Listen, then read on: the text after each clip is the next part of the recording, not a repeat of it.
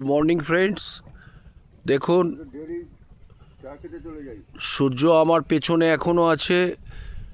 আর ওই ওপরে একজন নামছে দেখছেন, উনি হচ্ছে এই ঘাট দেখাশোনা পরিষ্কার খানিকটা করেন।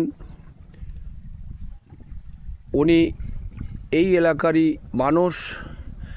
সকালে এসে ওই বোতল কুড়োনার কিছু কাজ করে নিচ্ছেন পরিচ্ছন্ন রাখার জন্যে ঘাটটাকে।